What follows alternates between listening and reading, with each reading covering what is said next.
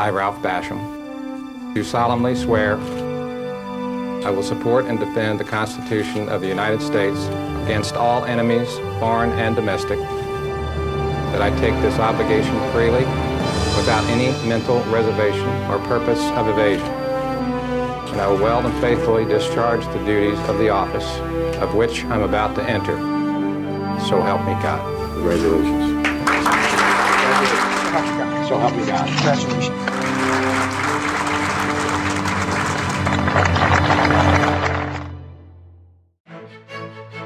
America has always been fortunate in the talented, devoted individuals who answer our country's call to noble service. Ralph Basham answered that call nearly 4 decades ago when he joined the Secret Service as a young agent. Ralph has a long and distinguished record of service in federal law enforcement. He joined the Secret Service during the presidency of Richard Nixon. Some of y'all weren't even born during that period of time. Over the 30 years plus of his service in the Secret Service, he was responsible for protecting our nation's leaders, and he made tremendous contributions to the agency's investigative functions as he rose through the ranks of that great organization. After I sent him down to Georgia to run the Federal Law Enforcement Training Center, I imagine Ralph and Judy thought they were one step from retirement in Georgia's Golden Isles. But the 9/11 tragedy happened. What 9/11 truly did, not only did it change our life, but I think it also changed the way we think. I think it changed the way we feel. Literally, it changed our futures. Like many others, Ralph answered the call to return to Washington. In his case, to help stand up the Transportation Security Administration.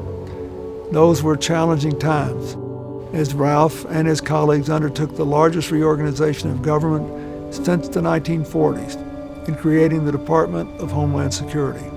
He enjoys an extraordinary reputation as an outstanding manager and a superb judge of talent. He certainly put those qualities to great use last year, recruiting and hiring security directors for more than 400 commercial U.S. airports while at the Transportation Security Administration. Later, President Bush asked Ralph to become the first director in the Secret Service's history to return from outside the organization. He rose all the way to the position of Secret Service Director in 2003. I know he made it to that position because I put him there. And I put him there for a reason. He knows what he's doing. He can get the job done. When you're president, you put your trust in a lot of people. Your cabinet, your advisors, your staff. But the trust between you and the men and women who keep you and your family safe makes for a very special bond. It's why their motto is worthy of trust and confidence, and why my trust in Ralph and those he led remains deep today. As a former president, I knew Hillary and I could always rest easy, knowing that Director Basham was on the job, ultimately responsible for the safety and security of our nation's leaders. He took on another challenge when President Bush asked him to lead U.S. Customs and Border Protection, our first unified agency at the border. We're fixing to swear Ralph in. He may have an office in Washington, but his heart's right here with the Border Patrol agents. At CBP, I know he was driven by believing that he had to strike a difficult balance between the security of the borders and the need to ensure the free flow of commerce and the vitality of our economy.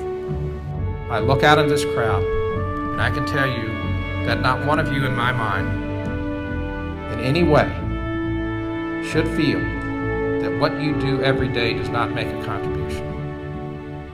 Because without every single one of us working hard, working together, we're just not going to get it done. Ralph has now been at the center of helping to solve so many of our security challenges. And the theme of Ralph's life and that of his family's has always been service. When presidents call on him to serve, he has never failed to answer the call. I applaud the Border Patrol Foundation for its work in supporting the families of Border Patrol agents killed or wounded in the line of duty.